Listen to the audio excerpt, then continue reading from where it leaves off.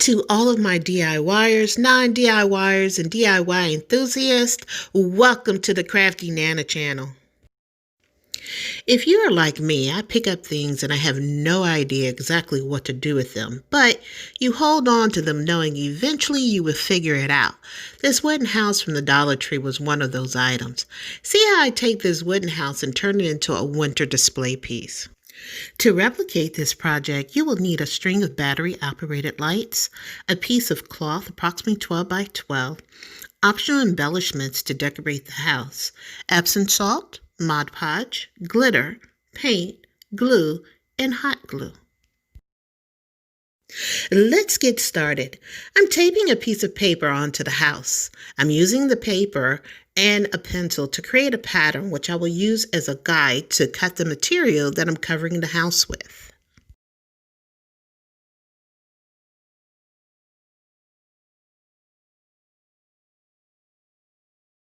Now that the pattern is made, I'm pinning it to my material.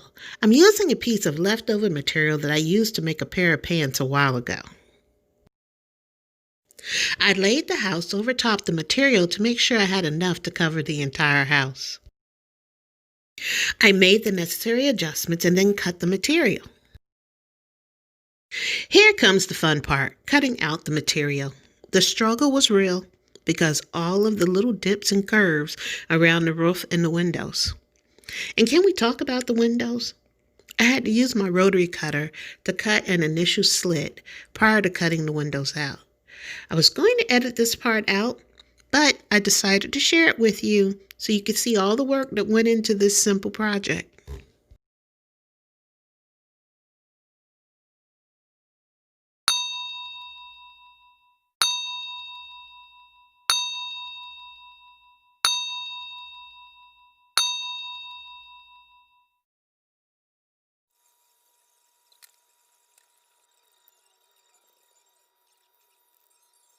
Here's my cut material.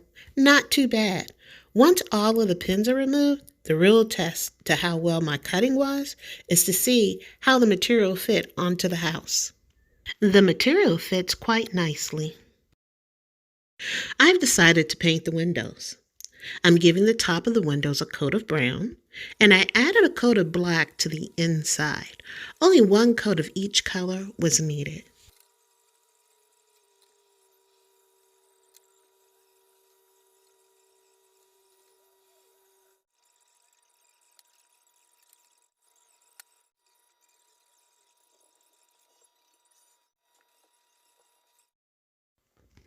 I thought long and hard about what to use as a door. When I found this door ornament at the Dollar Tree, I knew I had my door. I used a blade to remove the two little panels from the bottom. If you are trying this, please be careful as to not cut yourself. I'm placing the doors to the side for use later. Let's add the material. I'm first applying a layer of Mod Podge to the wood. Since the material I'm using is fairly thick, I will need to apply a liberal amount of the Mod Podge. I'm also making sure that I'm placing it within all of the grooves. I laid the material down atop the Mod Podge. I'm pressing the material down and pushing it into all the nooks and crannies. Now that the material is in place, to neaten it up, I'm using a straight razor to trim off the edges that are sticking up. I had some lights that I picked up on clearance last year. I'm using hot glue to add them to the lower edge of the roof.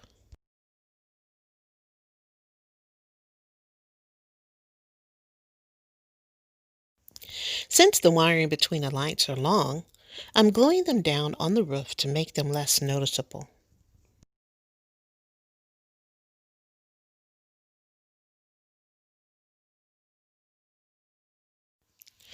Off camera, I drilled holes in the windows. In a moment, you will see why.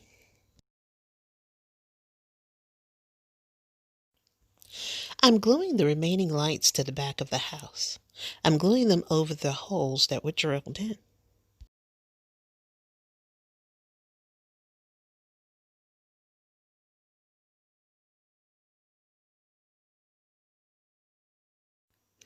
I'm liking the way this is coming out.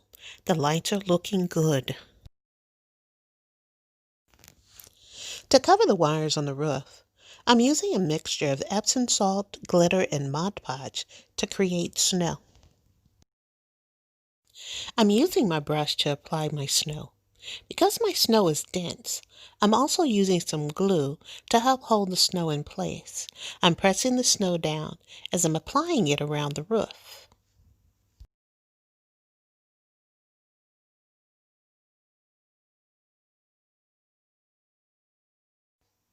I'm now applying the snow mixture to the bottom of each window.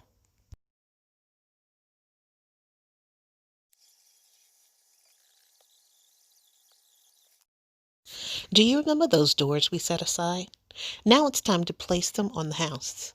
I'm applying hot glue to the backs of them and holding them in place until the glue sets. To make the entryway look more festive, I'm using hot glue to attach a mini wreath ornament and some mini trees. This is turning into a nice wintry scene. Now to get rid of the excess material. I'm using scissors to trim some of the material. I'm folding the excess material over the back and applying hot glue along the bottom and sides to hold it in place.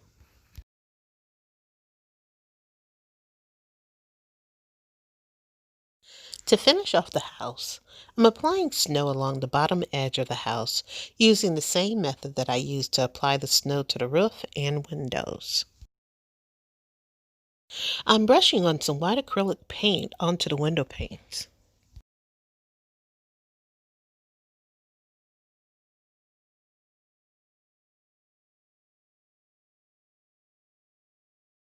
I'm setting the house aside so I can make a display case for it.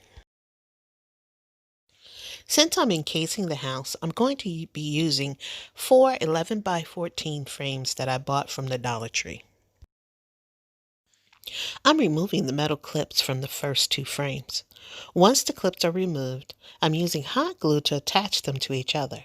A permanent glue like E6000 or Fix-All can also be used. They can help to cut down on the glue cleanup at the end. Now I'm affixing the 3rd frame. The glass was removed, but the clips were left on. We will need them to hold the back of the display case in place.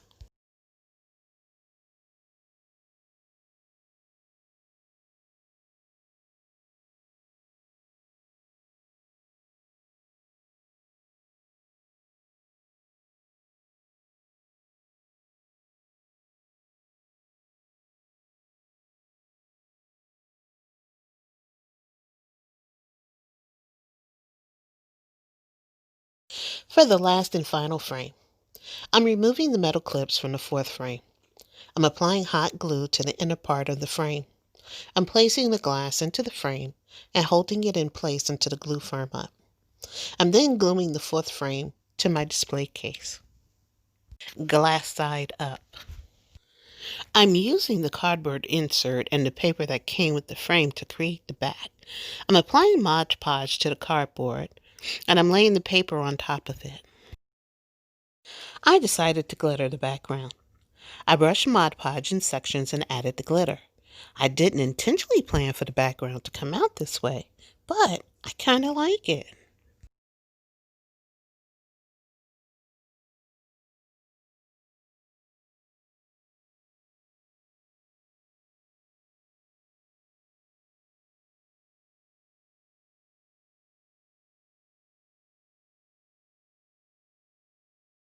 I found some lettering in my craft stash.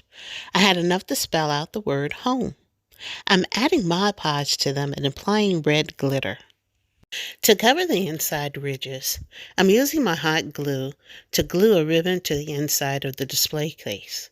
Since the ribbon was a little too wide for the frame, I folded it in half. That was the right move because there was no ribbon spillover.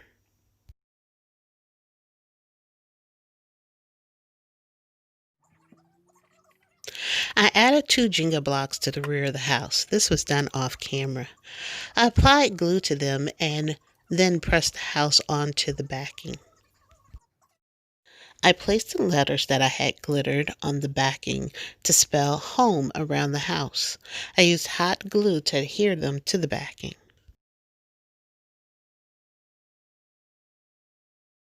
I then cut a slit in the backing so I could bring the wire to the rear of the backing. Now it's time to put the house in the display case. I laid the display case on top, flipped the entire thing over, and proceeded to push down the little metal clips around the bottom and partially up the sides, leaving a space open at the top. I proceeded to add fake snow and then push the remaining clips down. I glued the battery pack for the lights to the rear of the display case. Here are a few tips. Run tape across the back to seal the backing. This will prevent the fake snow from falling out. If using hot glue, use a glue eraser to get rid of the glue overruns. Use wood filler to fill in the ridges around the display case if you want a smoother finish. If using wood filler, you will need to paint the outer sides of the display case. Just to jazz it up a little more, I glued 2 picks to the outside of the display case. Here's my finished piece. How do you like it? Aren't those lights fabulous?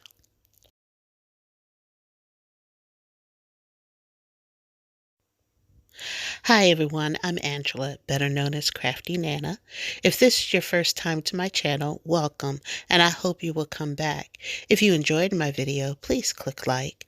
If you want to get notified when my next video is available, please subscribe and click the notification bell. If you know someone who likes these kinds of videos, please share. Thank you for your support.